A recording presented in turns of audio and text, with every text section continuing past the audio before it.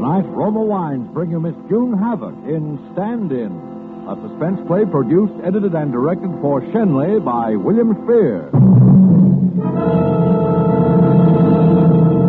Suspense, radio's outstanding theater of thrills, is presented for your enjoyment by Roma Wines. That's R-O-M-A, Roma Wines. Those better-tasting California wines enjoyed by more Americans than any other wine in the world. And thanks to this tremendous popularity, you can now serve Roma wine more often. Roma prices have been reduced to save you money on every bottle you and your friends enjoy. We'll tell you more about this money-saving opportunity later on. And now, Roma Wines bring you Miss June Havoc in a remarkable tale of suspense. She's here, Diana. Get W.C. Tell him, will you? And Jensen, take on those 40 Western Union boys that were supposed to come out and sing Here Comes the Bride. Very good, sir. And everybody take it easy now. Keep calm. What do you want to do? Give her a nervous breakdown? This way, boys. Hello, darlings. Hello, everybody. Madame is home again.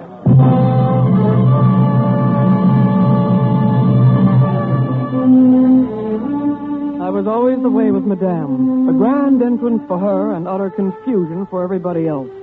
She was rotten spoiled. But what could you do? On the screen, she looked like an angel. And she was the top box office draw of the biggest studio in Hollywood. Everybody heard the story by now, of course. That is, the 9-day wonders version that the newspapers carried. But there are only 2 people in the world who know the real story. And I'm one of them. You see, I was her stand-in. This particular little caper all began just before her latest picture was supposed to go in front of the cameras. And she suddenly decided she simply couldn't bear to be making only $10,000 for a whole week's work, and took off for Florida. Nobody heard a word of her for 2 months except in the newspapers. Little things like she'd married her 5th husband and lost $40,000 in one night at roulette, and bought an old Spanish monastery and was going to bring it back to Hollywood stone by stone. And then all of a sudden, she was coming back. That very day, with husband and monastery and everything. And everybody had to jump. The retinue had been waiting all afternoon and going not so quietly crazy. Particularly Mike Foss, her publicity agent, and me. I was having a whole duplicate set of dresses fitted so we could start the picture the minute she got back. She swept in, and I took a look at the new husband. And the minute I saw him, I knew there was going to be trouble. Because he wasn't taking it well. He wasn't taking it at all well. Madame, for the love of Pete, where have you been? W.C.'s been blowing his top all day, and the newspaper boys are Michael, darling, everything's been taken care of. I sent W.C. a big box of orchids from the airport. And I brought a few of the newspaper boys along. You did? Hello, Listen, Pogo, darling. I want to talk to you. First, I wanted to give you... by the way, everybody, this is my new husband, Dennis O'Brien. He flew me out. We bought a little 4-seater. Isn't he gorgeous? Gorgeous. Such an improvement on Romana, doesn't it? Say hello to the folks, Denny, huh? Hello. Say, how about a couple of nice pictures of the bride and groom, huh? Oh, well, darling, I think that's a splendid idea. good. Come on, Dennis. Come on, a little to one side, I think, darling. Leaning over, perhaps. That's right. Not too far into the picture. Where you say. There. Now, isn't that about right, boys? That's fine. Now, one of you alone, Oh, madame. certainly. You can go now, Dennis. I'll join you a little later, darling. Just look around the house. Make yourself at home. Thanks. Hold it, madame. Thank you. Goodbye. That's all right. Madame, I was wondering about your hair. Are you going to wear it up in the cathedral scene? I am Trey beat. Lawrence and our miners' party was beaucoup. Madame, Really. Madame, I wondered... Diana, darling, I hardly noticed you. Well, How are the new dresses coming? That one you have on looks lovely, dear. Well, thank you look you. lovely, too. Well, thanks, Madame. I was Oh, wondering please, if... will you go? Diana, dear, I shall have to go and have that awful ordeal with W.C. and the Schwartzes will be Well, here. certainly. Oh, Good night, Madame.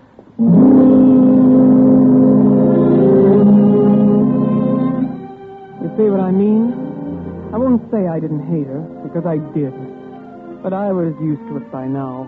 It was a living, and better than pounding a typewriter or getting mauled in a modeling agency. And I made my way back through the big, gloomy house to the study where I'd left my things.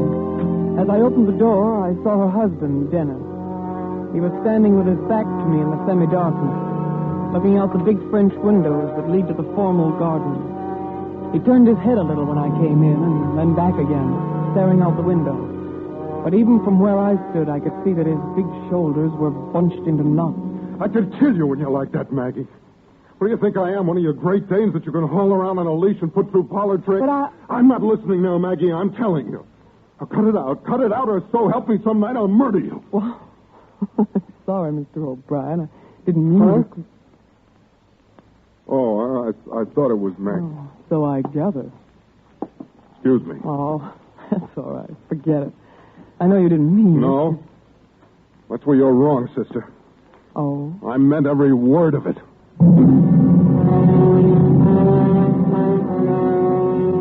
I looked at him, handsome, weak, and violent.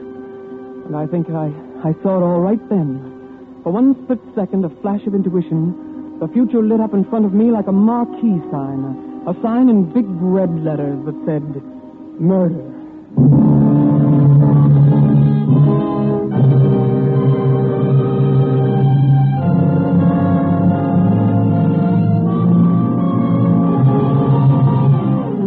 Suspense, Roma Wines are bringing you June Havoc in Stand-In.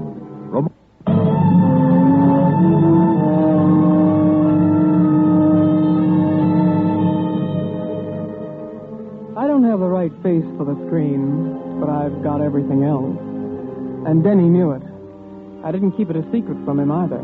Not that I had to flaunt it at him. He was married to a slightly sagging movie queen, at least 10 years older than I was. And he was only human. Not that I said anything either. For a week I hardly spoke to him. First because it was smart.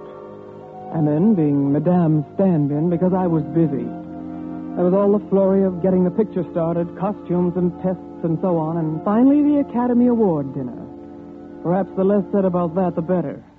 It was Olivia de Havilland who got the award, of course, not Madame. And she found out about it just before the dinner and threw a wing-ding. But we got her out of there and brought her home before she caused too much damage. And Mike called a doctor, and he gave her a sedative, and then Denny and I were alone for the first time. All alone in that big, rambling mausoleum of a house. Diane? Yes? Come over here, won't you? I'm all right here. Then I'll come over there. I'm not used to these big spaces. But keep a little space, huh, Denny? I'm not used to no space. I know. I've got no business even looking at you. But what? For a week now, I've been watching you. Thinking about you. I know. Did you? Well, those things don't usually happen to just one person, Denny. Takes two. Diane? Oh, wait a minute, Denny. Why? Well, there are a couple of things we'd better get straight. All right. Oh, Denny, you poor, big, beautiful character, you. Why did you have to marry her? Well, things look a little different sometimes from where you are than they do when you get there. And where were you? I was a lifeguard. Just as simple as that. And you thought this looked even easier? Well, there wasn't anyone else, and I thought, well, Hollywood, glamour, luxury. I might even get a break myself. Funny things have happened. Now you know. Yeah. Now I know. But you still want those things that you married her for, don't you? Sure, I suppose so. But I want something else now. Me? Yeah. Sure. You got what you want, but I haven't. And I'm not settling for anything less. I'm not going to be the little girl that you see when you want to and then come back and lie around in your swimming pool. I want a swimming pool, too. Well, maybe there's a way we can have it together. Sure. There is a way. What way are you thinking about? A way that people like us would never want to take. But suppose we did. That would be different. Is that a deal? Sure. That's a deal.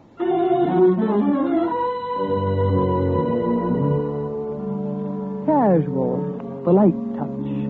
But it was there just the same. We never spoke about it after that.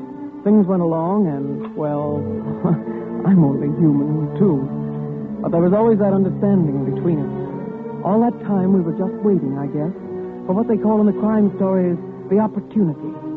And then on the last week of the shooting schedule on Madame's new picture, it came.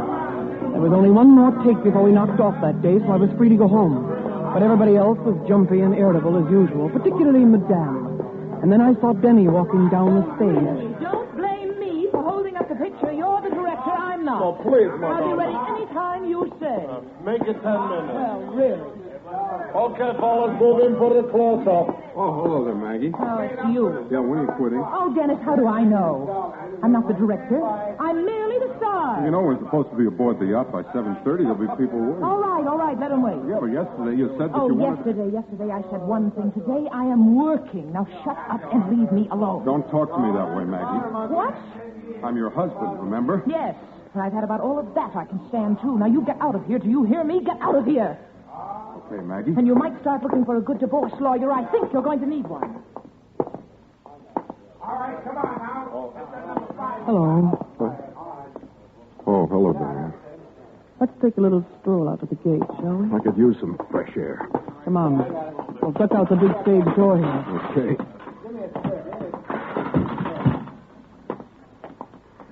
Well, it doesn't look like I have much longer, does it? Not much. Now or never. I'm not quite sure I know what you're talking about, Denny. Let's quit kidding ourselves. You know what I'm talking about. If she divorces me, we're finished. You're finished. All right, I'm finished. So if we are ever going to do anything, it's got to be now. All right, let's quit kidding ourselves.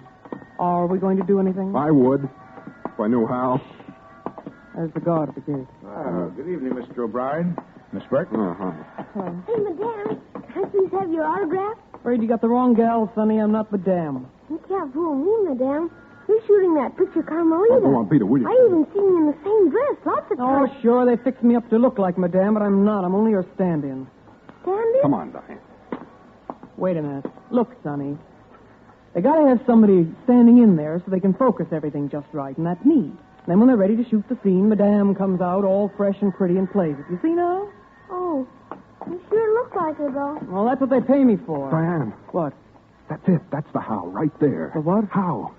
The kid just told us just now. Don't you get it? How do you... Sure. Out of the mouths of babes. How to murder your wife.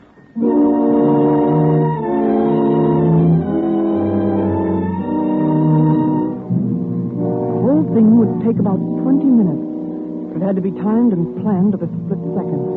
We planned it for the last day and the last shot of the picture, when everybody lets down and gets sort of half hysterical at the idea that the thing is finally over. The shooting schedule was made for us.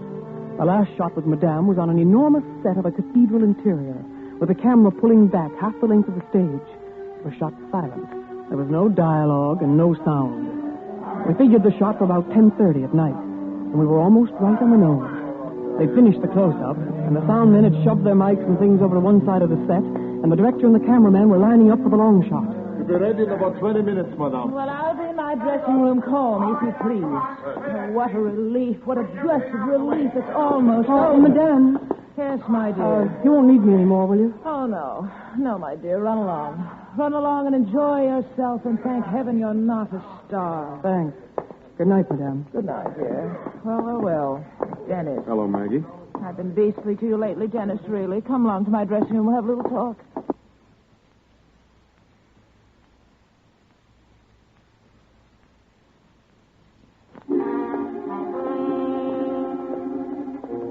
As I was leaving the stage, Jenny was taking her back to her dressing room. It was 10:40, and I knew exactly how he'd look at her, and what he'd say, and what he'd do.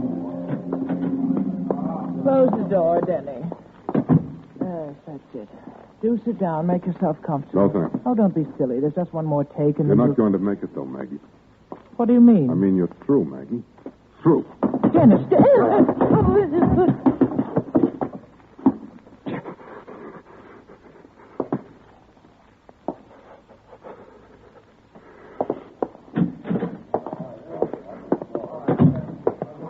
You're leaving, Gazlani? Yeah, I got my orders. She said to call her when you're ready. Okay. Night, then. Night.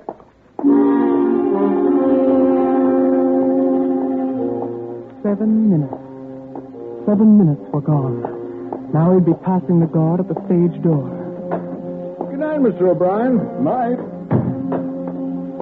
And now he'd be walking down the studio street and turning the corner at the other end of stage 1 and strolling over to the guard at the main gate. Oh, hello, Mr. O'Brien. Going home now?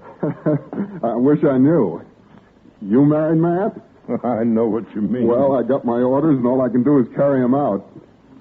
Ours not to question why, eh? Yeah, that's right. You waiting for Madame? Yep.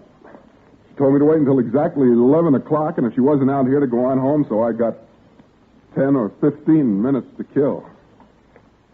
Cigarette? Oh, thanks. Don't mind if I do. He'd stay there now. He'd stay there until it was time. It was 10:49.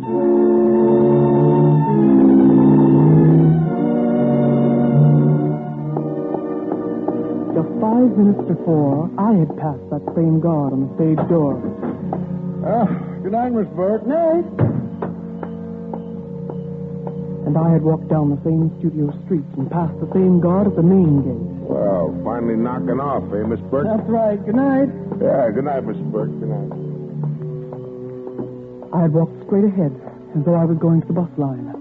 And then, when I was out of sight of the main gate, I ducked up the little side street that runs along the west end of the lot. I kept in the shadows now, watching every move. About 100 feet from the corner, there's another gate. It's usually locked and never used. But they'd been shooting an exterior, and they'd taken the gate off the hinges. There were barricades across the entrance, and a watchman who passed about every 15 minutes and then rounded the corner. He was passing now. I waited in the shadows. Now, he was gone. Now was the time. I took a quick look around. There was no one in sight. I dashed to the gate and was over the barricades in an instant and running as softly as I could toward the back of stage one. The big door at the back where they move in the scenery and the flats was open about a foot. We'd seen to that. And I squeezed in and I made my way behind the scenes to Madame's dressing room. I opened the door and closed it behind me. And then I knew for sure that Denny had been there and done his part. She was lying on the floor with the marks of his big hand still on her throat. She was dead.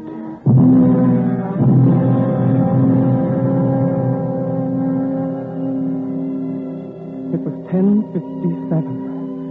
I had on the costume with the veil over my face, and there was nothing to do but wait. Wait there, shot up in a little room with a dead woman. For them to call her, and for me to play her part. I tried not to look at her lying there, and finally... We're all ready, Madame.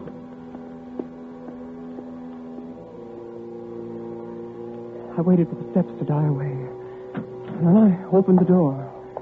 As Denny had said, it was now or never. I walked out and took my place on the steps. You ready, Madame? I nodded my head. Rolling. Speed. Action.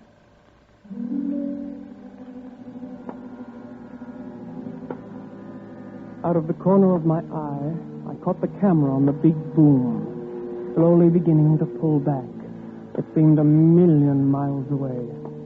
I began walking down the aisle of the cathedral. There was no sound, so I was getting direction all the way. That's it, Madame. Slowly now. Slowly. Remember, you're overwhelmed with grief. Now you kneel. That's it. Now you clasp your hands together. Now cast your eyes upward. That's it. Perfect. Now hold it. A little longer. Just a little longer. Cut. That's all, boys. Put it in the car.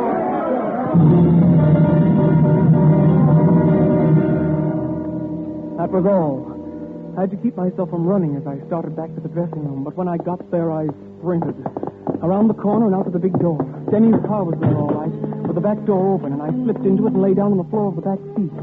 It was 11 o'clock. Well, looks like my time's up. Yeah.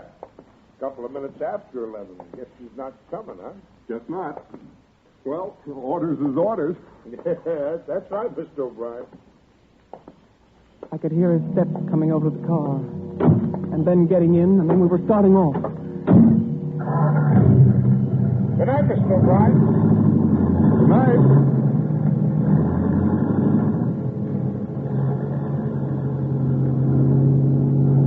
You back there, Diane? Yes, I'm here. Well, we made it, baby. We made it.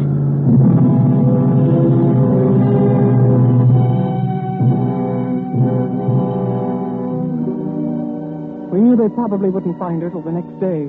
Even a director wouldn't dare disturb her if he got no answer at the dressing room door, and that's what happened. We got the news about mid-morning, and of course everybody on the lot was grief-stricken. And that afternoon, everybody who'd been on the Carmelita set or had anything to do with Madame was called into Projection Room A. That's when we first met Lieutenant Malone. Now, I know you folks all feel bad about this, but we might as well lay it on the line. The lady's dead, and someone who was on that set is the one who killed her. Now, you're the husband, aren't you? Dennis O'Brien? That's right. Well, you know how we work these things. Motive and opportunity. And just offhand, Mr. O'Brien, you practically got a corner on the motive market. I suppose I have. Oh, but Lieutenant, a dozen people saw Mr. O'Brien leave the set before she was killed, before she made the last shot, and he was out talking to the guard the whole time after that, and then he went straight home. He couldn't have done it. Yeah, I know. It's a good alibi. Awful good. Well, how do you know some stranger didn't kill her? Maybe she fell asleep in the dressing room after the shot, and some prowler... No, it just doesn't feel right. You got the film of that last shot you made? Yeah, we got it here. Let's see it, huh? Will you run that last Carmelita take again, please? Well, here we go. That's it, madame. Slowly now. Slowly. Remember you. What was that? That's me giving directions. It was supposed to be silent shot. Of course, that won't be used. There'll be music to cover that. Well, let's hear it anyway. Whatever you say. That's it. Perfect. Now hold it. A little longer. Just a little longer. Cut. Huh? That's all there is to it. Yeah. Not much there. My Lieutenant, nobody in the studio would have touched a hair of Madame's head. We all loved her so much. Yeah, you better learn a little more about the picture business before you start throwing wild accusations around. I think you got something there, Mike. Maybe I'll do that. Maybe I'll just do that little thing.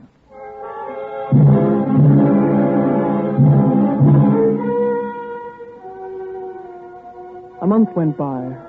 Of course, Denny and I didn't dare see much of each other, but things were going along. I'd even had a couple of small parts. On the strength of all the publicity about Madame, somebody discovered that maybe I did have the right face for the screen. And then one day we got a call to go to Projection Room A. And there was Lieutenant Malone again.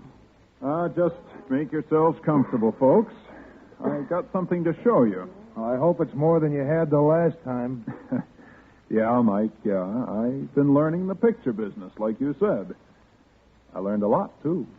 All about silent shots and sound shots and wild track and dubbing and stand-ins.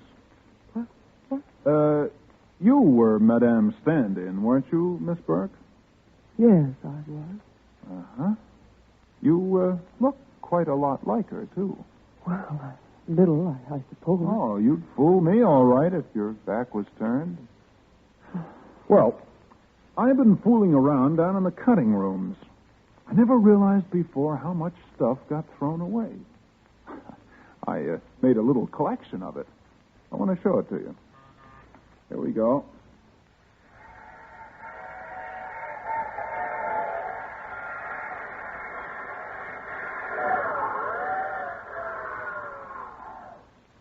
That is a wild soundtrack. You make that separate and mix it in after you've made your film, right?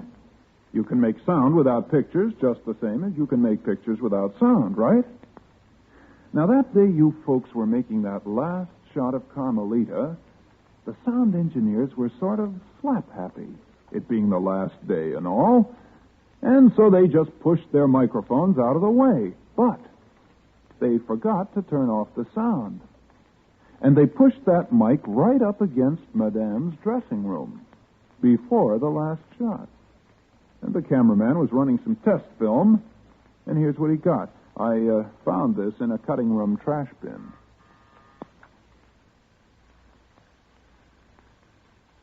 Close the door, Denny. Yes, that's it. Do sit down. Make yourself comfortable. No, thanks. Oh, don't be silly. There's just one more take, and then You're not going to make it, though, Maggie. What do you mean? I mean, you're through, Maggie. Through. Dennis!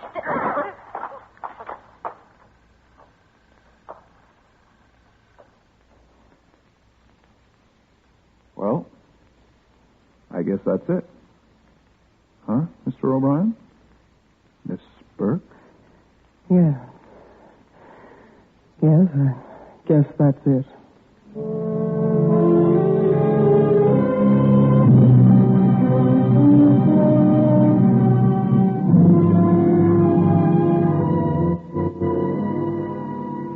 I haven't seen Denny since the trial.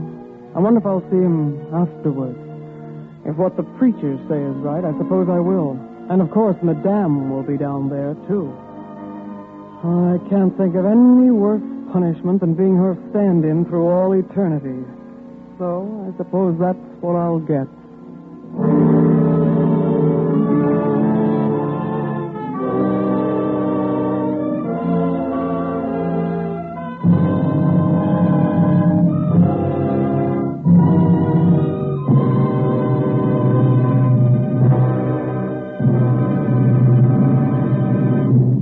Suspense.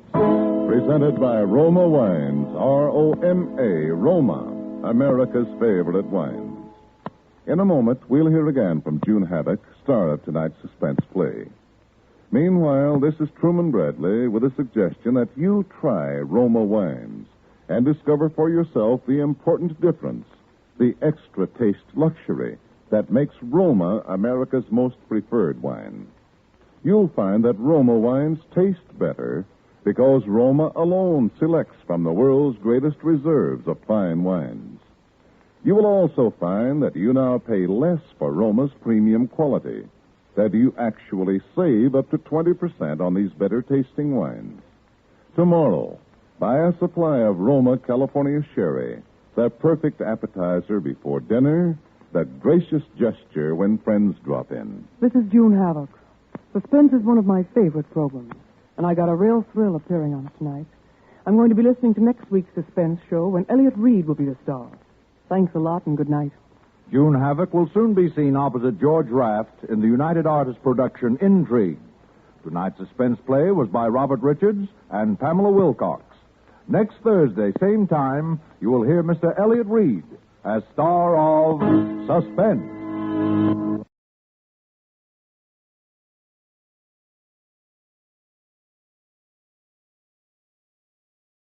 Yes, more Americans enjoy Roma than any other wine because Roma wines taste better.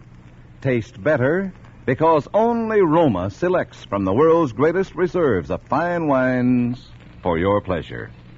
And now, Roma Wines, R-O-M-A, Roma Wine Company of Fresno, California, bring you Suspense.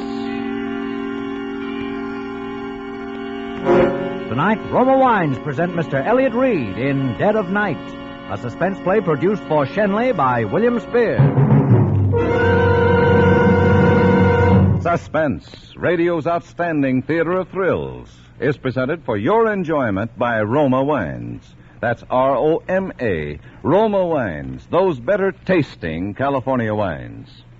This is the month of June, when hearts are gay and wedding bells ring, when the new bride is toasted and the brides of yesteryear are honored with traditional champagne. So remember the occasion. Say it with Roma Champagne, a superb bulk process sparkling wine, and discover better taste at its brilliant best. You'll find the golden goodness of sparkling Roma Champagne the crowning touch to every festive occasion, whether it be wedding reception or anniversary, formal dinner, or just friendly entertaining at home. Yet for all its premium quality, Roma Champagne now actually costs you less. At new low prices, Roma champagne or any Roma wine is your best buy in better taste. And now, Roma Wines bring you Mr. Elliot Reed in a remarkable tale of suspense.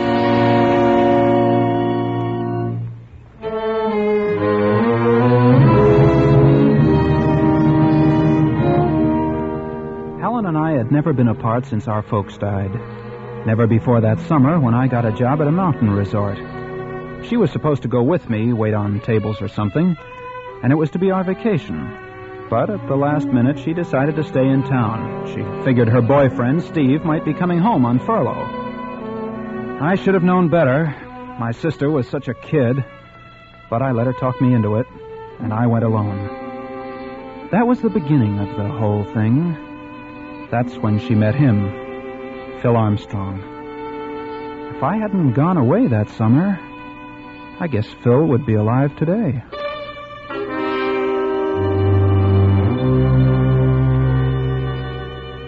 All during the time I was gone, Helen didn't write much, and what letters I did get didn't seem natural, so I was anxious to finish my job and get home. I expected her to be at the bus station, but she wasn't, and when I got to the apartment, I could hear someone moving inside. The door was locked, so I knocked. Helen! Who is it? It's me. Jimmy? Yeah. Open the door. Oh, Jimmy. Just a minute. Well, since when have you taken to locking the door in the daytime? Helen, what did you do to yourself? Your face. Were you in an accident? I fell, Jimmy. I fell and I hurt myself. Your eyes swollen shut. Let me look at it. Jimmy, I have something to tell you. What are these suitcases doing here? You and I are going away, Jimmy. We've got to get out of here. I've packed everything. We're going no place till you tell me what this is all about. While you were gone, I got married. Married? You mean Steve was here on furlough? No, Jimmy, not to Steve. Not... But you were engaged to him. I know, but I got a letter from him right after you left. He married someone he met where he was stationed. Oh, Helen. Gee. I was pretty upset, Jimmy, and that's when I met Phil Armstrong. But, gee, I think you might have... I don't even know the guy. No, neither did I. But I was unhappy. You just don't go off and marry someone you don't know. That's what I did, Jimmy. Now we've got to get out of here. But why? Because there's been trouble. What kind of trouble? I'm afraid, Jimmy. He's terrible. He takes something. I don't know what, but sometimes he's just crazy. Helen.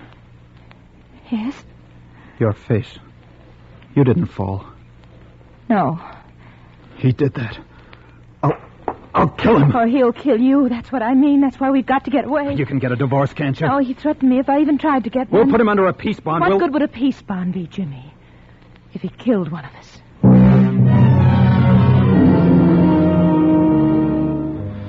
So I let her talk me into running away. I guess I shouldn't have. But I knew that if I saw him after what he'd done to her... Well, anyhow, she looked so frightened. I thought it best to let her do it her way. We got to Santa Monica that night, and we stopped at a motel near the water. Well, a week slipped by, and Helen seemed to be forgetting. She didn't jump every time someone knocked at the door. I managed to get a job at one of the shooting concessions on the pier, and we both began to feel good for a while. Then one night late, as I came home from work, I heard voices coming from our apartment. I knew who it was, and I knew from what Helen had told me it would be foolish for me to go in unarmed. So I ran back to the shooting concession. I knew something was going to happen. It didn't take long, but when I got back, the lights were out, and the sound of voices was gone. I tried the door. It was very dark. And then my foot struck something soft and heavy on the floor. I snapped on the switch, and the room was flooded with light. And I looked down into a dead man's face. Oh! I stood there shivering with cold and terror, looking down at that man. Although I'd never seen him in life, I knew this was Phil, her husband. There was a deep gash over his eye, and the blood still flowed from it onto the floor. I stepped over him and I ran into the bedroom. Helen! Helen! But there was no one in the bedroom or in the kitchen. And then I heard the front door open. Oh, Jimmy! Close that door, Helen. Jimmy! Close it, do you hear me? Be quiet. Turn the lights out. Be quiet, I tell you. Oh, Jimmy. What have I let you in for? Stay where you are. Shh. Don't move, Helen. Who is it? I don't know. Keep quiet.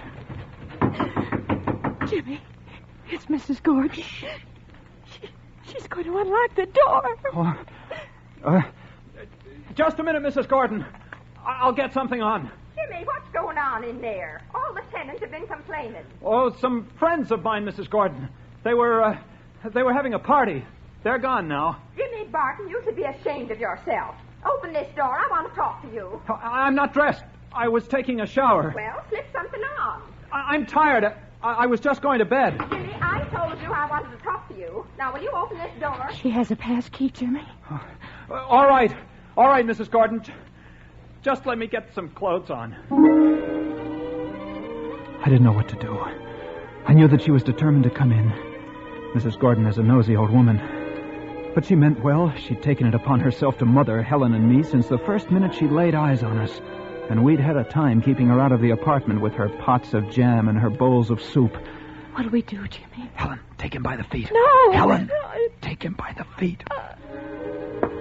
We started half dragging, half carrying him towards the bedroom, the rug slipping along the floor as we moved. We'd just gotten into the bedroom and then... Well, as long as your mother isn't here to look after you, I'm going to do it myself. We can't leave him here. She might come into the bedroom. Quick, the bathroom. Jimmy, where are you? Jimmy, what if she comes in here? Pull back those shower curtains. Jimmy, we can't. Don't argue. Pull them back. Jimmy, I can't get his legs in. Shh, here, I'll double them up. There. Now pull the curtains together. Jimmy, what's been going on in here? Look at my rugs. Has there been a fight? Just a minute, Mrs. Gordon. Jimmy, what's on this floor? And on this gas heater? Is this blood? Jimmy. Get me a razor out of the medicine chest. Here. What are you going to do? Never mind. Stay where you are. I'm coming, Mrs. Gordon. Well, just as I suspected. You've been fighting. You've hurt yourself. Here, let me see your hand. It isn't bad, Mrs. Gordon. Well, no wonder you didn't want me to come in. Where's Helen? She's out. She hasn't been here all evening. Here, let's look at your hand. It isn't bad, Mrs. Gordon. You let me see that hand. There. Why, Jimmy, this is a bad gash. Have you disinfected it? Yes. Yes, I have. Well, let me bandage it for you. No, this towel's all right. It's not all right. Where are your bandages and things? In the bathroom? No. I don't have any. You're just saying that, Jimmy Barton, because you don't want to be bandaged. You're not fooling me. And I'm going right into the bathroom and get some. No, not the bath. I mean, I don't have any. Well, I'll just see for myself. No, Mrs. Gordon. Jimmy, you've dripped blood all over this floor. Here, let's look in this medicine closet. There. I knew it. Here's some tape and some gauze, too. Mrs. Gordon, can't we do this in the living room? No, we'll do it right here. Now, here's some alcohol. Put your hand over here. We stood there, and she bandaged me. And I kept wondering where Helen had gone. And then I saw the shower curtain move slightly. And I knew. For a moment, I thought Mrs. Gordon had seen it move, too. Jimmy, just look at that shower curtain. Yes. Goodness, you've smeared that with blood, too. I'd better clean things up before Helen gets home. You'll scare the life out of her. No, I'll clean it up, Mrs. Gordon. You've done enough. Thanks very much for taking care of this hand. Well, all right, if you don't want me to. Now, you'd better get some sleep. I'll see you in the morning. Good night, Jimmy. Good night, Mrs. Gordon. Jimmy. Shh, Helen. Oh, I had to hide someplace, and it was terrible. I know. It was the only thing you could do. Oh, Jimmy? Yes? Jimmy, I forgot to tell you that I'm having some painting done tomorrow, so you'll have to be out of here early. It's hard enough getting painters these days without making them wait for my tenants to get up. All right, Mrs. Gordon. I'll be out first thing in the morning. Good night. Good night. Do I have to get him out of here? Yeah. Where'll we take him? I don't know. I've got to think. Helen, you try and rest. Jimmy, let me get to the police. Let me tell them that I did it. Let me tell them what he was. They won't do anything to me. No, you try and rest. What time is it? About 6. Well, I've got 2 hours before the painters get here. What are you going to do? Well, there's the car. No one will see us if we take him through the service porch into the garage. Then what? I don't know, but that'll get him out of here anyway. I think I can do it alone, Helen. Listen, Jimmy, we're in this mess because of me, and I'm going to help you. I'm going to help you.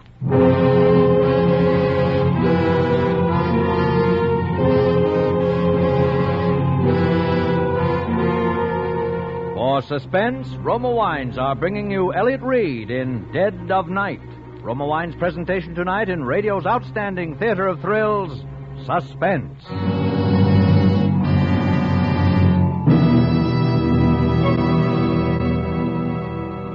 Presented by Roma, R-O-M-A. Roma Wines, those better tasting wines that come from California's finest vineyards to enrich your table, to enhance the hospitality of your home. To bring you better tasting wine, Roma selects and presses California's choicest grapes. Then Roma vintners with ancient skill and winemaking resources, unmatched in America, guide this sun-drenched grape treasure unhurriedly to tempting taste perfection. These fine wines are placed with other Roma wines of years before, and from these reserves, the world's greatest reserves of fine wine, Roma later selects for your enjoyment. Now you can enjoy the premium quality of your favorite Roma California wine at savings up to 20%. Tomorrow, as a special after-dinner treat, try rich Roma Port or mellow Muscatel. Be sure to ask for Roma, America's favorite wine. And now, Roma Wines bring back to our Hollywood soundstage Elliot Reed as Jimmy Barton, with Kathy Lewis as Helen, in Dead of Night, a tale well calculated to keep you in suspense.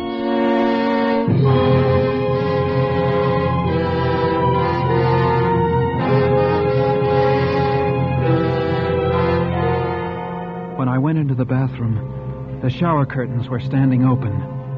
His legs had slipped from their cramped position, and they'd pushed themselves into the room. He sat there with his head twisted down and his chin digging into his chest.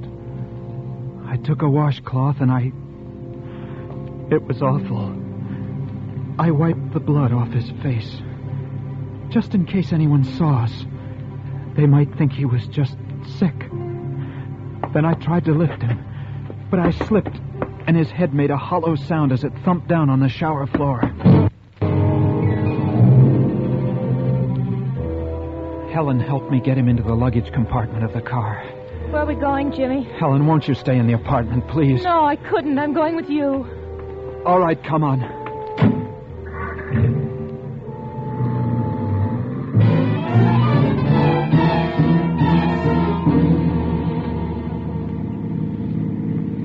Lucky it's so foggy. Yeah. What time is it? 5 to 7. The fog will be clearing soon. It'll be harder getting him out of the car Jimmy. than... What? Jimmy, there's a Santa Monica Pier. You can drive cars out to the end of it. Maybe we Yeah. It's worth a try anyway.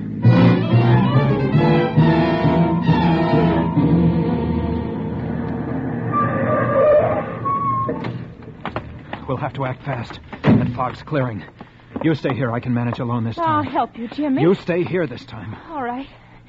Call me if you need me. I'll go around to the back. Keep your eyes open. All right. Jimmy, someone's coming. Who is it? I can't see it. Jimmy, it's a policeman. What? It's a policeman. Jimmy. Oh, it's Slugger Vanda. He's patrolman on the pier. Hal. Hello, Slugger.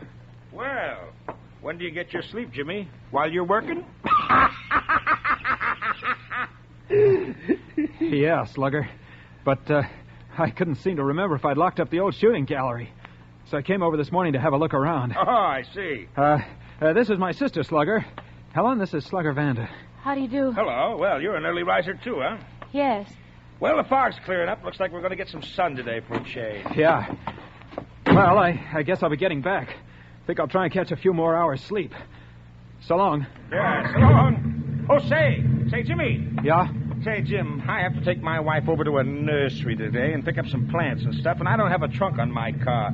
I wonder if you let me use your car. Why, you have to drive me over to Malibu this afternoon, Jimmy. Yeah, I'd forgotten. Well, you can drive over in my car. How's that? Well, you see... Your brother thinks I'll wreck that beautiful car? Oh, it isn't that, Slugger. Okay, then, okay. I'll be over about noon. I'll leave my car for you till I get back. I won't be home at noon, Slugger. Well, then I'll meet you at the entrance to the pier. How's that? All right, Slugger. Okay. Why'd you say you'd meet him? Oh, if I don't, he'll go over to the apartment looking for you. I mean, for us. And I don't want a policeman going over there. Oh.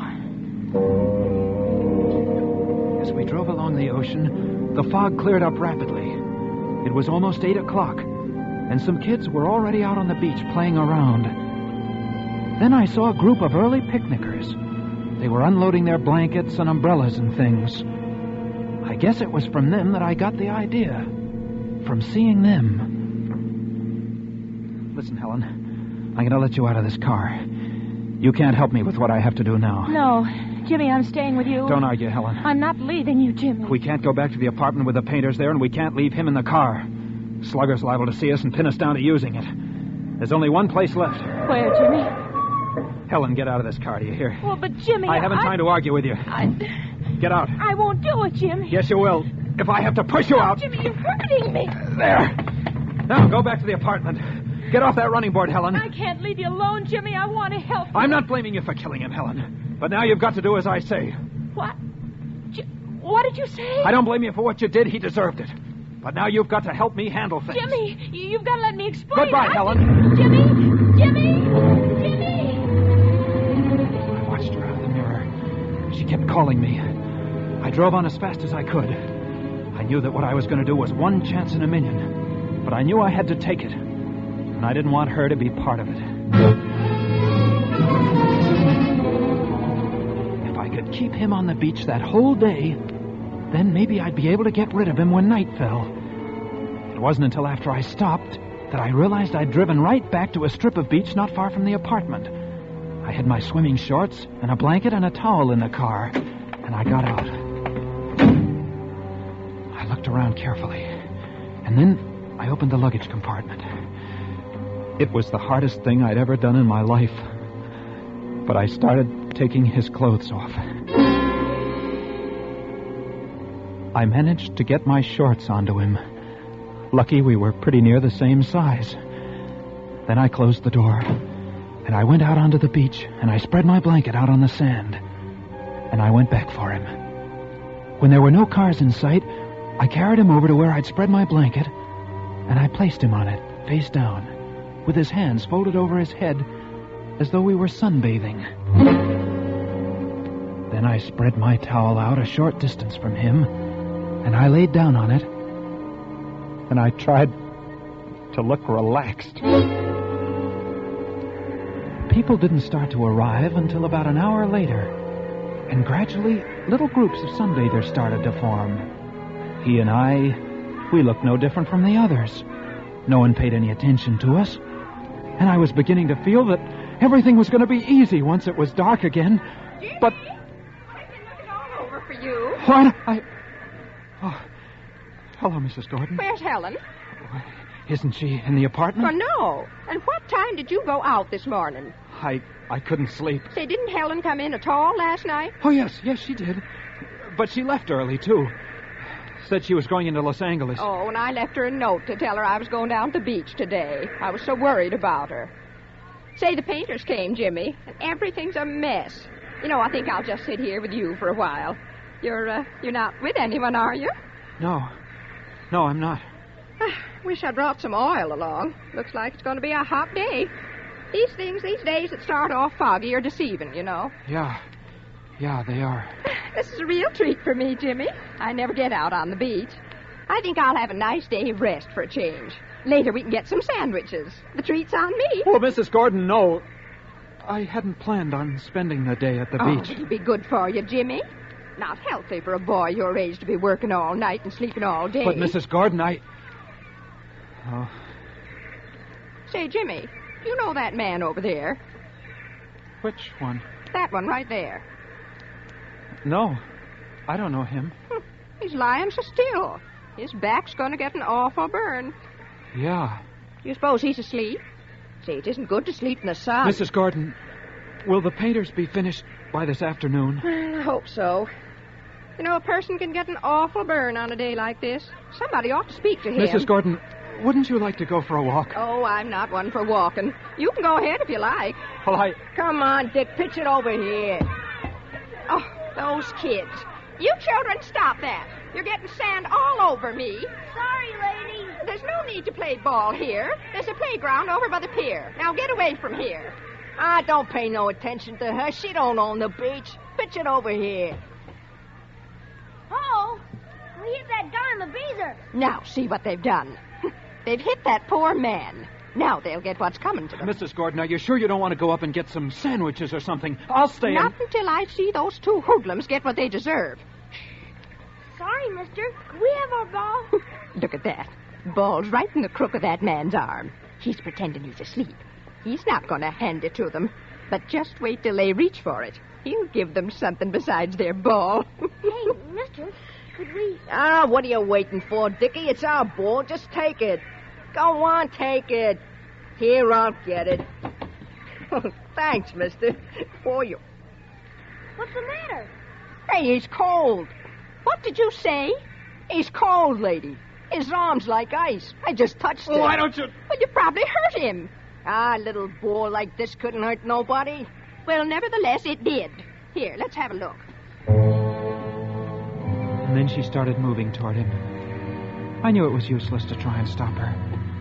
And she reached over and put her hand on his back. And suddenly she was screaming. This man, Jimmy! This man's dead!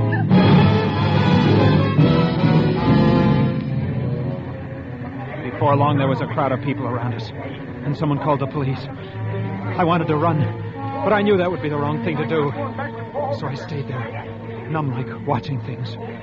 When the police came, they started questioning everyone. Mrs. Gordon was first. Why, he'd been there all morning. I came early, and he was here already, just like that, with his face down, just like he was sunbathing. Was there anyone else around when you arrived? Well, yes, Jimmy was here. He was here all alone with him, weren't you, Jimmy? Yes. Yes, I was. Doesn't anyone know the man? Hey, I told you kids to keep away, do you hear? We discovered him, didn't we? If it hadn't have been for us, Yeah. You don't even know a clue when you see one. Look at his fingernails. See, the child's right, officer. Look. What's that? Let's see. It looks like powder, something flaky. You sure none of you people around here recognize him? Well, I've never seen him. Officer, that blanket he's lying on, it's from my motel. Yeah? See? It's stamped right under where you moved his hand. Seaside Motor Cabins. You sure he wasn't registered? I'm positive. Is there anyone around here from your motel? Look, Jimmy. Here comes Helen. She's crying. Mrs. Gordon, I asked you if there's anybody around here from your motel. Well, yes, just Jimmy Barton here. And that girl, she's his sister. They've been with us for several weeks. And suddenly everyone was looking at me and at Helen as she ran towards us. And like a fool, I too started to run in Helen's direction to ward her off. I didn't get far, though, for someone caught me by the arm. Jimmy, I've been looking all over for you. Don't say anything, Helen. Let me do the talking. Don't say anything. Jimmy, when you forced me out of the car this morning, you said you didn't blame me for having killed him. Helen, be still. Don't. Jimmy, I didn't kill him. I thought you had. I was helping you get rid of him because I thought you'd done it. Helen, are you telling the truth? I swear it, Jimmy. Phil and I were quarreling. He'd been taking something again. He was just like he was crazy. And I knew there'd be trouble when you came home from work, so I got out the back way and I went looking for you on the pier. And when I couldn't find you, I went back to the apartment and I found him on the floor. I thought you... But Helen, why didn't you say so? You didn't give me a chance, Jimmy. You just took it for granted that I... Then who did kill him, Helen? That's what I'm trying to tell you. Nobody killed him. What are you talking about? I went to the apartment a little while ago to wait for you, and while I was there, I remembered about Phil last night. How strangely he'd acted, Jimmy, and how he'd almost fallen several times while we were quarreling. And then I saw the gas heater, Jimmy. There was a sharp edge on the top of it with blood on it. He must have fallen. He must have. But, Helen, we've no way of proving that. There was something else, Jimmy. The wall above the heater was scratched. There might be fingerprints. There might be. Officer. Yeah? That flaky stuff you found under his fingernails.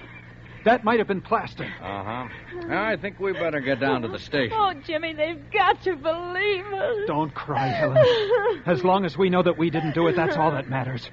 Everything's going to be all right. Don't cry anymore.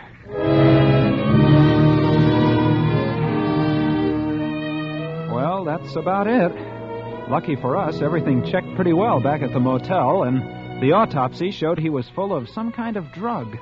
They call it highly toxic. But I guess it was really Mrs. Gordon who saved our necks for us, besides talking so loud and so long that they'd have probably acquitted us just to be rid of her. She did dig up a witness who'd heard Helen and Phil quarreling, and who'd seen Helen leave alone after he'd threatened her. Well, everything's all right now. Helen and I are beginning to forget. But it's Mrs. Gordon who's making quite a nuisance of herself on the beach these days, as she goes along poking all the sunbathers and asking if they're sure they're all right.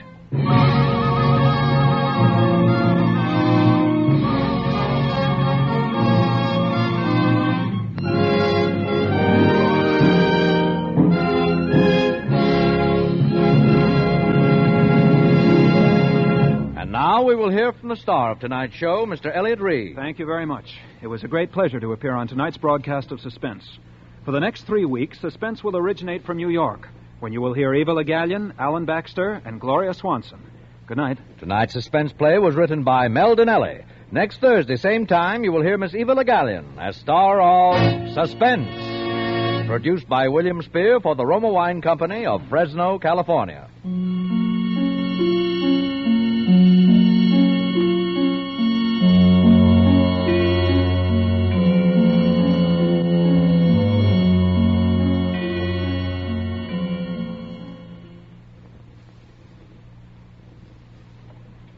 Among Americans whose wine cellars are superbly stocked, the choice is Cresta,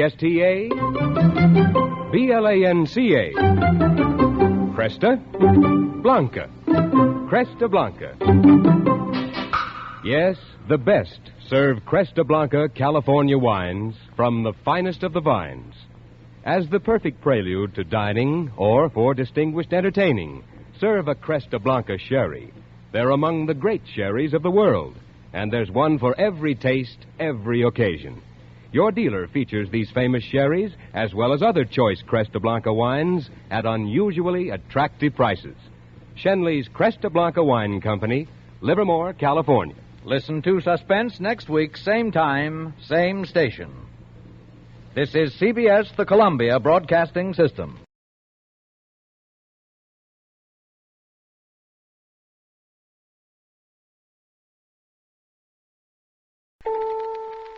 By transcription. Yes, more Americans enjoy Roma than any other wine because Roma wines taste better. Taste better because only Roma selects from the world's greatest reserves of fine wines for your pleasure. And now, Roma Wines of Fresno, California, that's R-O-M-A, Roma Wines bring you Suspense.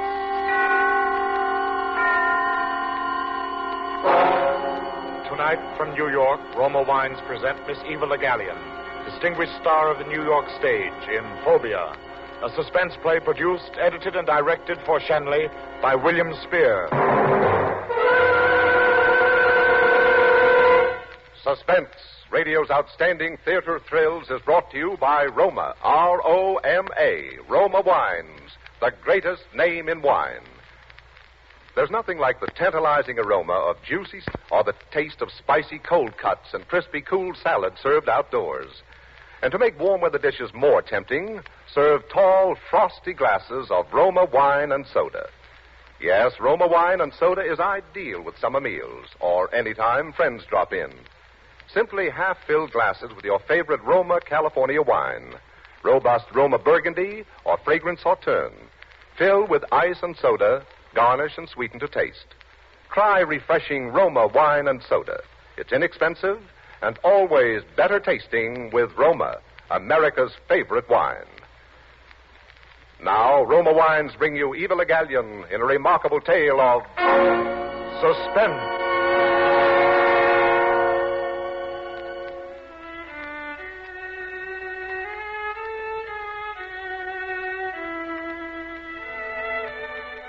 Yes, I'm the Emily Haven whose pictures you saw in the papers. You can tell, of course, by the wheelchair. I thought it was very unkind of them to take full-length pictures. It isn't that I resent the wheelchair, but people have funny ideas about such things. The way they wrote about me being a sweet little lady, you'd have thought I was at least 100 and a helpless invalid. Well, I can tell you right now I'm neither. I'm not supposed to have any excitement, but goodness knows we've had enough of that around here with the murder and all. You probably wonder why, with all our money, I don't have one of those new type modern chairs. It's just that I can't stand the feel of metal. No metal. It affects me like snakes or spiders do some people. I've always been that way. When I was a child, Mother let me use knives and forks with bone handles, and I still use them. I'm certainly glad that the papers didn't find out about that or about Grace. They almost found out about Grace once and printed large headlines. Police question wealthy woman. You probably don't remember it because they never did learn why she was questioned. That was some time ago. Grace had just returned from shopping. Emily, I'm home. In here, Grace. Did you bring my book? Yes, here you are. And I brought another one I thought you'd like. I'm tired. Oh, sit down. We'll have Anna bring some tea. Let's have a look at your loot. What do you mean by that? Why, the things you bought, of course. Oh, I guess I'm so tired I'm jumpy. Come. There's 2 gentlemen to see you, Mum. Oh, bring some hot tea, please, Anna. Do you like something to eat, Grace? Not till dinner. Just tea, then, Anna, and show the gentleman in. Yes, Mum. Why don't we let her go and get someone who doesn't answer yes, Mum, to everything? Well, you know we couldn't replace Anna. She knows us too well. Why do you say that? Well, you are jumpy.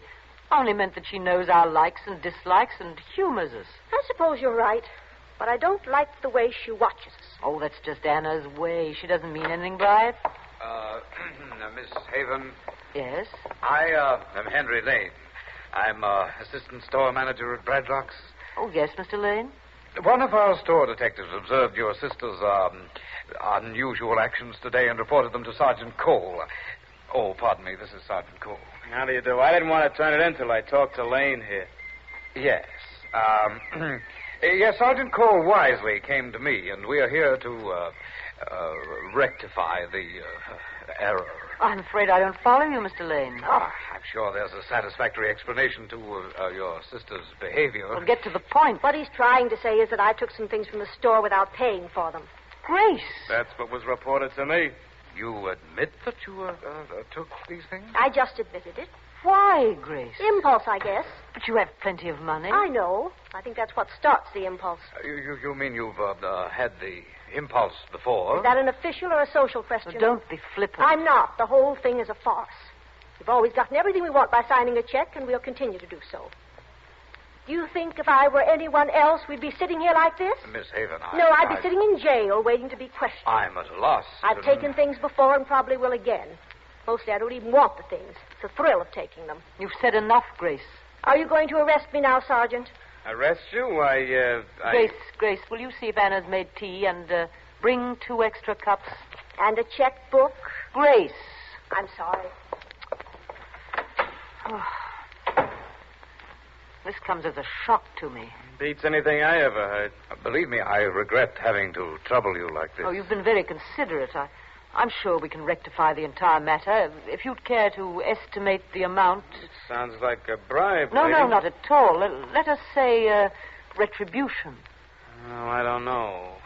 I feel that it's only right that you should receive something for your time and regard, Sergeant. I don't know, lady. I don't want to press charges, of And course. in the future, Mr. Lane, if you will assign someone to watch my sister when she's shopping in your store, you may send the bill for the unpaid items to me. Yes. There may be a slight fee. Oh, yes, I understand. Now, if you'll hand me my pen and checkbook. Of course. Thank you. Now, let me see. There you are. Haven, I think I hear Anna coming with the tea.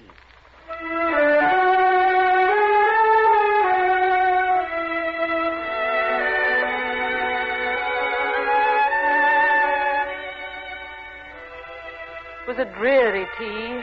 There were little frosted cakes. Sergeant Cole dropped crumbs all over the rug. And Mr. Lane said, between noisy sips. Grace seemed to enjoy it, though. She sat and watched one and then the other. She has an unusual sense of humor. That was the way Mr. Lane started coming to our house. I don't know how it happened, but eventually we were calling him Henry. He was pleasant enough, and I think we might have been friends if he hadn't learned about me, too, entirely by accident. He'd been bringing up presents from the store, and although I suspected that he'd gotten them in the same manner that Grace did, it was a nice, thoughtful thing to do. One night when he came, he was feeling playful. Well, how are the two lovely ladies tonight? Oh, very well, thank you, Henry. Isn't he gallant tonight? It isn't difficult to be gallant with you. Now put your heels together and kiss our hands. Oh, Grace. Want to see what I brought for you? Yes, Uncle Henry. Uncle? Oh, you have such a charming way of jesting. Yes, we do have our little jokes. Don't tease, Henry. Show us what you brought. You shall be surprised first. How nice. And I will put it on you. Now, turn around with your back to me. No, don't look. There. A necklace. A silver necklace. Just what I wanted. Very attractive on you, Grace. Thank you, Henry. And now for Emily. Oh, don't ask me to turn my back. No. Just hold out your hand. Close your eyes and hold out your hand. Oh, that seems so childish, Henry. Play the game. Oh, very well. Are you ready? There. Henry! No! Emily! Emily, what is the matter? It's only a silver compact. It's the metal. I can't stand the feel of metal.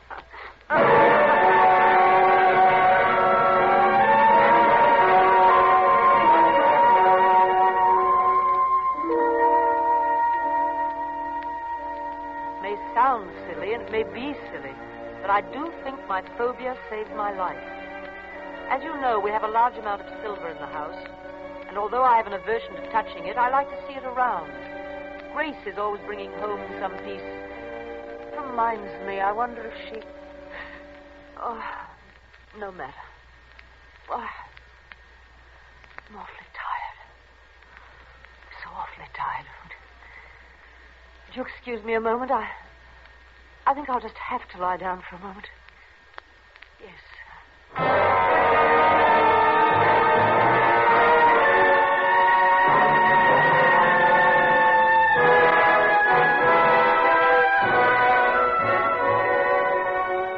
For Suspense, Roma Wines are bringing you Eva Le Gallienne in Phobia.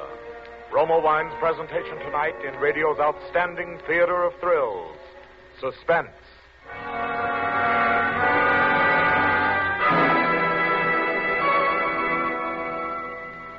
Presented by Roma, R-O-M-A, Roma Wines, those better-tasting California wines that add so much to the daily joy of good living.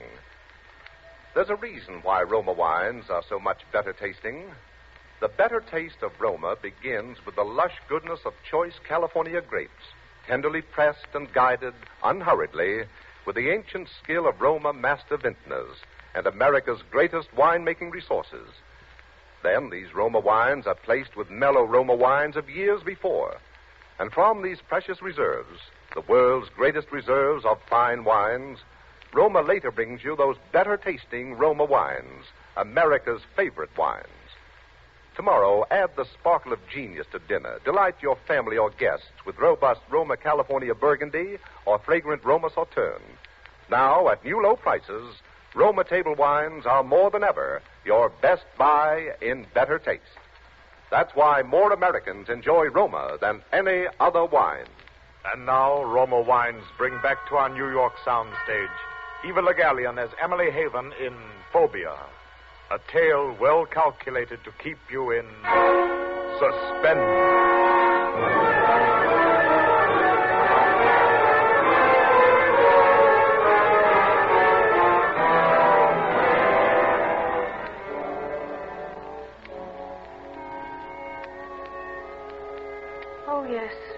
was I? Oh, well. One night, Grace was out for the evening, and Anna had gone to bed. I was sitting here in my chair reading. Suddenly, I thought I heard someone moving in the hall. I called out, but no one answered, so I thought it was my imagination. And then I heard it again. I sat very still, listening, and watching the hall door. As I watched, the knob began to turn. Someone was slowly pulling the door open. Anna! Grace! Anna, is that you? Answer me. What? Who are you? Why do you have your face covered? Keep quiet. I will not keep quiet. What do you have in that case? I said keep quiet. Silver. Well, that's our silver. I don't want no trouble with you. You put that silver back or you'll have trouble. I'll phone the police. I'll call for help. This says you won't. Don't point that gun at me. You can't scare me with that. I haven't long to live anyway. You ain't gonna have long to live if you don't stop that yapping. Stay where you are. Do you hear me? Stay away. Now, look here, sister. I ain't kidding. Now, you look here. You ought to be ashamed, a great big man with a gun robbing a helpless lady in a wheelchair. I warned you. Besides that, you're very rude. Take your hat off in the house. Say, what is this? If you want to come into my house, you learn some manners and then knock on the door. Now, set that silver down and leave the room. Looks like I'm going to have to tie something over your face until I can get away. Don't you touch me! Don't touch...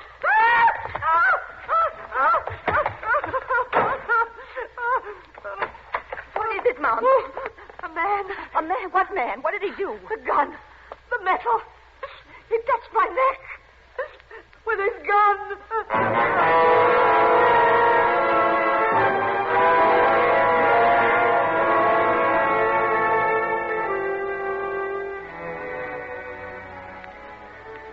Anna became very excited and called the police. Heaven knows why. The man was gone and he had left the silver. I put her in her place by having her wash all the silverware and put it away. Sergeant Cole was furious when he came. It seems that he wanted to check for fingerprints. He was mollified, however, when he found fingerprints on the silver cabinet. I hadn't thought of that, so Anna had to wash that, too. Sergeant Cole came back to tell us that the fingerprints belonged to a man by the name of Mr. Scorchy Hood. He was wanted by the police because he had escaped from some penitentiary and was what Sergeant Cole called a killer. Mr. Hood was called Scorchy because he always shot people from close range and usually in the neck. Sergeant Cole thought it was very amusing when I said if he was going to kill me, he would have to stand back. I wouldn't have him touch me with that gun. Did you read those uncouth headlines in the papers? Wealthy woman match for murderer. Haven defeats Hood. They made me sound like a pugilist. The papers are so unkind to people with money. One morning, Anna came into the room without knocking, so I said, Anna, I didn't ring. I've got to talk to you, Mom. Very well, Anna. What is it? It's about my brooch, the one my mother gave me. Well, what about your brooch? It's gone, Mom. You mean you lost it? No, I didn't lose it. It was in my room, and now it's gone. Well, you probably mislaid it. No, I didn't, Mom. I always keep it pinned to my Sunday dress, and it's not there. I don't see how I can help you. I thought maybe you'd like to replace it. Oh? What kind of pin was it? It was a cameo. But this time I thought I'd like to have one with some diamonds and little pearls. I don't understand. I've been cleaning Miss Grace's room, and she's got a lot of strange stuff there that nobody knows how she come by. Huh. She's even got a gun. You've been snooping, Anna? Just cleaning, Mom. I did kind of look for my brooch. I see. Do you want your pen, Miss Emily? Oh, yes, Anna. Hand me my pen. Thank you. Let me see. There you are. You think that will replace the brooch? Oh, yes, Mom. Thank you, Mom. Well, payday in the middle of the month? Yes. I mean, no, just a little... Token, Miss Grace. Token of what? Let's call it pin money. That will be all, Anna. Thank you, Mom. Now, Mom, you tell me what this is all about. It's nothing, Grace, really. When you sign a check, it can't be classified as nothing. It was a pin for Anna. That isn't very funny, Emily. Pin money for a pin? What about a pin? She, lost it. Lost it? Oh, I see. Now, let's not talk about it anymore, Grace. But I want to talk about it. Poor dear, anyone can get money from you, can't they? Grace, please. I may have my impulses, but I've never taken anything from the servants yet. Grace, where are you going? What are you going to do? To collect and deliver. You just purchased a pin, and I'm going to find it and wear it.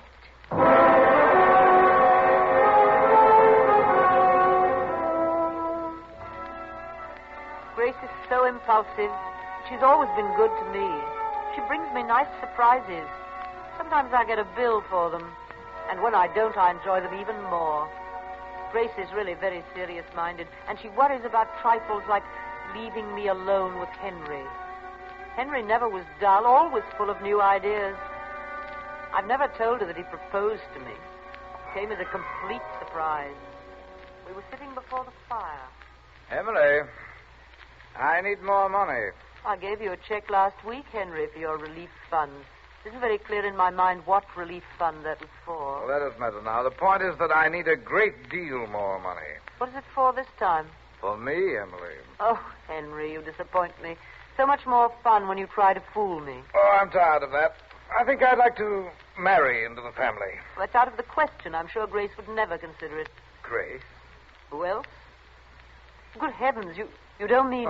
Oh, yes. You, Emily. Now, why would you want to marry a woman in a wheelchair? Well, you just gave the reason. You haven't long to live, Emily. After you're gone, as your husband, I'd inherit a I think you'd better go, Henry. Go? Not until I've had my answer. What kind of a proposal is that? Will you and your money marry me? Oh, no. You'll have to do better than that.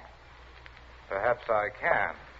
Henry, what are you doing with that candlestick? I'm going to persuade you. Oh, you can beat me to death. I won't change my mind. You misunderstand, Emily. I'm not going to beat you. I'm going to caress you with it. Henry, Your you hands, wouldn't. Your arms, your throat, your back, perhaps. No, Henry. No. Now listen to me.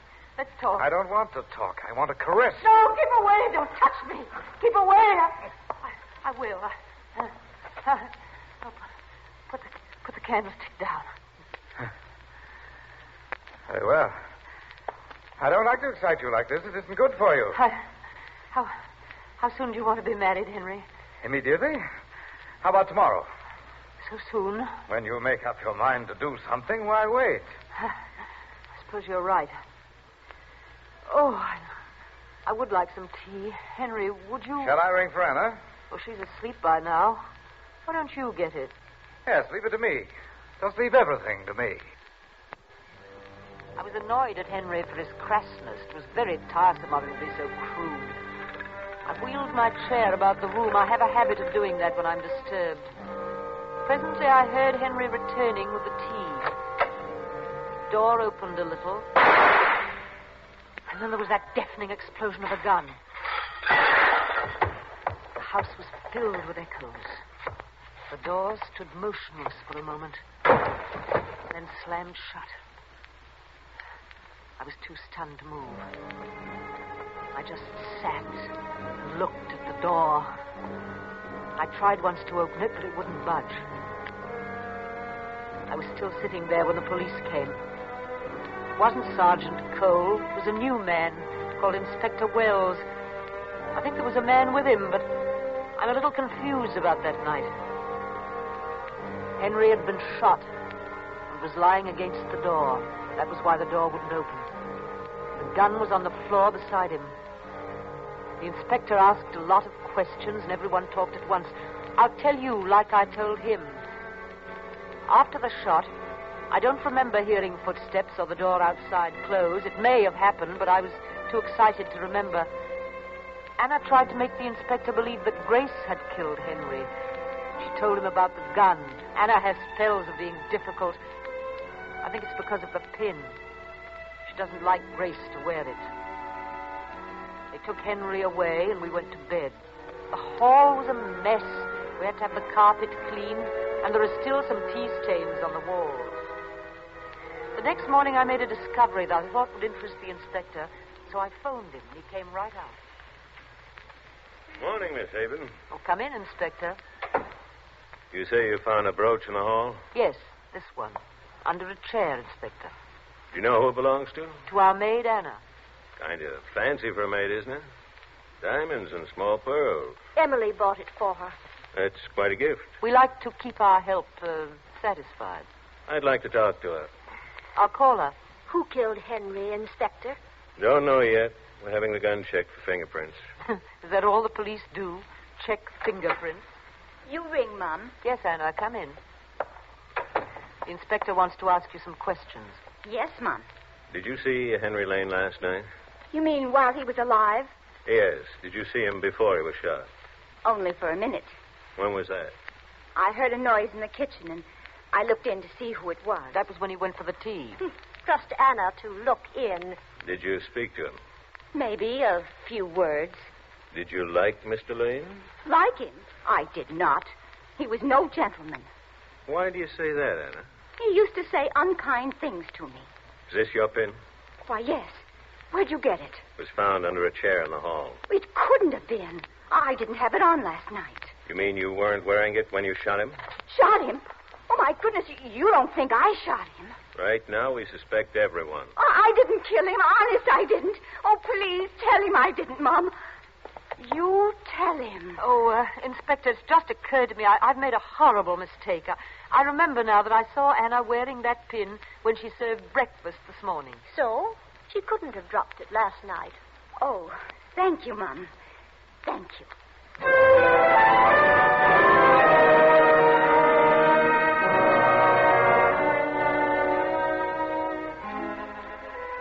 I don't think the inspector was convinced when he left. He didn't say he wasn't. He looked unconvinced. Was kind of a fib, but it was worth it. Anna has been an angel ever since. She cleans Grace's room and never sees a thing. She even returns some things that Grace didn't know were missing. I gave Anna the pin, and she put it back on her Sunday dress. The inspector phoned around noon. He was very excited. He said the blurred fingerprints on the gun belonged to Mr. Scorchy Hood, and that we should be very careful, as he hadn't been caught and he was dangerous. I asked him how we should go about being careful. He said to lock the doors and windows, and they would send a man to watch the house. I didn't think we needed to worry, for somehow I couldn't believe Mr. Scorchy Hood wanted to hear me scream again. But about 10 o'clock, Grace and I were sitting here discussing Humphrey Bogart when the whole hall door opened. Don't move. I've no intention of moving. What do you want? Shut up, sister. Don't call me sister. My name is Emily, and this is my sister Grace. How do you do? This ain't no social call. Oh, I'm glad to see you've uncovered your face. I don't know why you should cover it. It really isn't an unpleasant face at all. Don't start. I won't do you no good. Did you come to kill us? You guessed it, sister. Grace. Grace. Hey, what are you doing to me? Trying to confuse me? Why should you want to kill us, Mr. Hood? Because you made people laugh at me. The papers made fun of me. I can't stand that. Well, it seems to me you brought it on yourself. You came uninvited in the first place. What kind of talk is that? Sure I did, and I come the same way this time. If you're going to kill me, you'll have to stand away from me. You see, I have a phobia. A what? A phobia. It's something I can't help. Oh. Why don't you stand over there? Why? On account of my phobia. It would be better if you stood there. Here? No, a little farther. Now? Yes, I think that's better. Oh, Grace, will you straighten the rug? Never mind. It worked. I guess she's unconscious. I'll call the man across the street. Oh, Grace, look what you've done. When he hit his head on the table, he spilled the flowers. Now that water will make white spots on the varnish.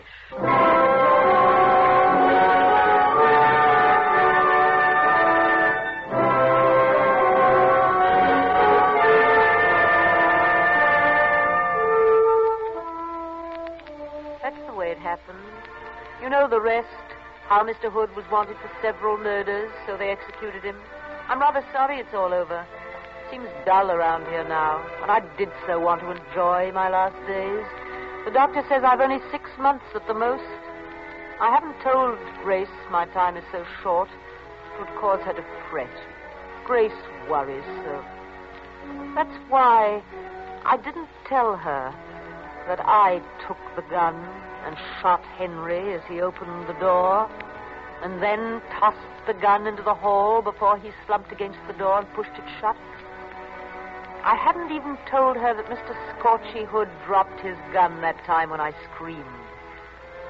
You see, I didn't handle the gun with my shawl to save his fingerprints. It's just that I can't stand the feel of metal. Can't stand the feel of metal. They've been so kind, everybody. Here, I mean, in the prison hospital. Oh, you must excuse me. I'm so drowsy. They've let me have my own bed even from home. I couldn't lie on the prison cot they have, you know, with the metal and all.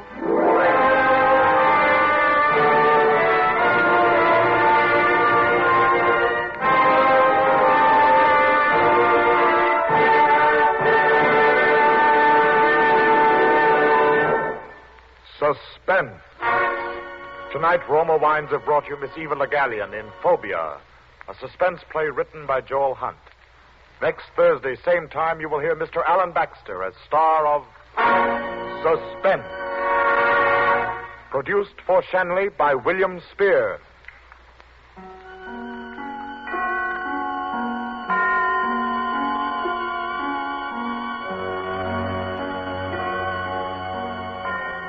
In the coming weeks, Suspense will present such stars as Alan Baxter, Gloria Swanson, and others. Make it a point to listen each Thursday to Suspense, radio's outstanding theater of thrills.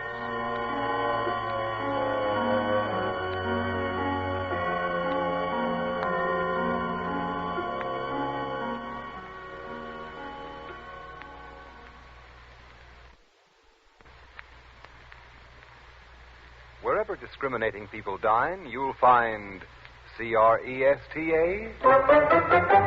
BLANCA, Cresta Blanca, Cresta Blanca. Yes, famous Cresta Blanca wines are served on America's finest ships, trains, and planes, in its most distinguished hotels, restaurants, and homes. Make your dining and entertaining outstanding with the famous Cresta Blanca California sherry or port, now most attractively priced. The preceding program was transcribed. This is CBS, the Columbia Broadcasting System.